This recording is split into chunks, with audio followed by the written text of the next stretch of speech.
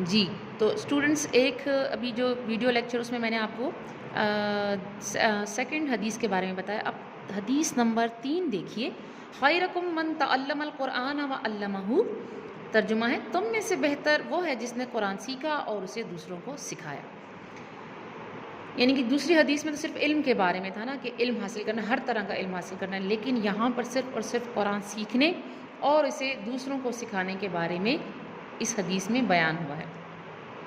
तो तशरीह है, क्या तशरीह है, यानी इसकी क्या वजाहत है कि कुरान हकीम कलाम इलाही है जिसका मौजू इंसान है। यानी जो कुरान हकीम है वो अल्लाह ताला का कलाम है, अल्लाह ताला ने इसको नाजिल किया है और इसमें इंसान से मुतल्लिक तमाम मालूमात। देखिए यहाँ लिखा हुआ इंसान, सिर्फ मुसलमान नहीं लिखा हुआ, इंसान, यानी कि कुरान हकीम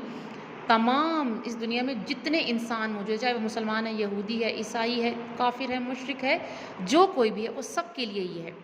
सबका सब इसका मौजू है, तमाम इंसानों के लिए। तो ये किताब महज नमाज रोज़े की तालीमात पर मुश्तमिल नहीं है। यानी इस किताब में सिर्फ हमें नमाज़ पढ़ने का ज़िक्र नहीं है और ना ही रोज़े रखने के बारे में इसमें ज़िक्र किया गया, बल्कि इंसानी ज़िंदगी के तमाम पहलुओं, यानी इंसानी ज़िंदगी के जो जो हैं पहलू हैं, ख्वाह वो दुनियावी हों, यानी दुनिया से रिलेटेड हो, या खुरवी या आखरत से, आखरत के बारे में हो, सब के बारे में इसमें मालूमात हैं। इसी तरह मुआशी हो या मुआशरती, मुआशी यानी कि कमाई से रिलेटेड, हमने क्या कमाना, हलाल कमाई कैसे करनी है, मुआशरती, और मुआशरे में हमने कैसे रहना है, मुआशरे में हमने किस तरह ज़िंदगी गुजारनी है, सियासी हो या साइंसी, यानी साइंसी और सियासी सब के बारे में ताअब्बद रहनुमाई रखती है। यानी इस किताब में ज़िंदगी गुजारने के तमाम जो हैं पहलू हमें बताए गए हैं। हम आखिरत में भी उस वक्त तक कामयाब नहीं हो सकते जब तक हम अपनी दुनियावी ज़िंदगी को पुरानी तालीमात के सांचे में नहीं ढाल लेते। ज़ाहिर है कि जब तक हमें दुनिया में जीने का तरीका सीखने के लिए इसको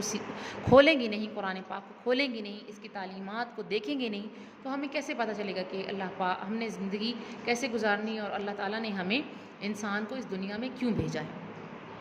इसलिए ज़रूरी है कि हम कुरान मजीद पढ़ें, समझें और अमली ज़िंदगी में इसकी पैरवी करें। तो हमने क्या करना है इस दुनिया में और आखिरत में कामयाबी के लिए, क्या करना है, कुरान मजीद को पढ़ना है, फिर उसको फिर समझना भी है, सिर्फ पढ़ नहीं लेना बल्कि इसको समझना है, और फिर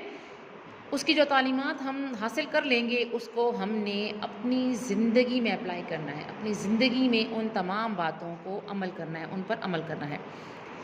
ये तो अपनी ज़ात तक की बात हो गई ना कि हमने, लेकिन इस हदीस में क्या है कि जिसने कुरान सीखा और दूसरों को सिखाया, ये तो हमने ख़ुद कुरान सीख लिया और ख़ुद अमल करना है। इसके बाद क्या करना है, नीज़ दूसरों तक इसका पैगाम पहुँचाएँ। अब ख़ुद हमने इस पर अमल कर लिया, सीख लिया, अब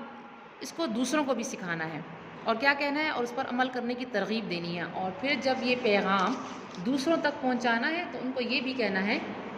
कि आपने इस पर अब अमल भी करना है, दूसरे इंसानों को इस पर अमल करने की तरगीब देनी है, यानी इस पर अमल करने की तरफ उसको राग़िब करना है, उनको लेकर आना है इस तरफ कि आपने अब इस पर अमल भी करना है। ठीक है, ये समझ आ गई आपको। और मैंने आपसे क्या कहा है कि हदीस नंबर जो 2 है, हदीस नंबर 2, ये इसकी अरबी और इसका ये तर्जुमा, ठीक है, अरबी और तर्जुमा इसकी हेडिंग के साथ आपने कॉपी में लिखना है, कॉपी में लिखना है आपने इसको, और इसके अरबी अल्फाज मायने, ये देख लें, आपने लिखना है हदीस नंबर 2,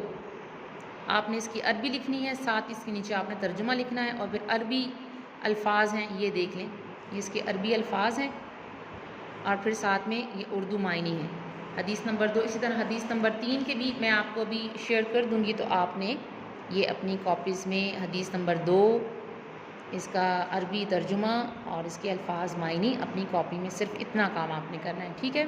इसको देखें, समझें और इसको याद करें, अपनी कॉपीज़ में लिखें नीट और अपनी ग्रुप्स में इसकी पिक्चर्स शेयर करें। ओके, अपना बहुत ख्याल रखिएगा। अल्लाह हाफ़िज़।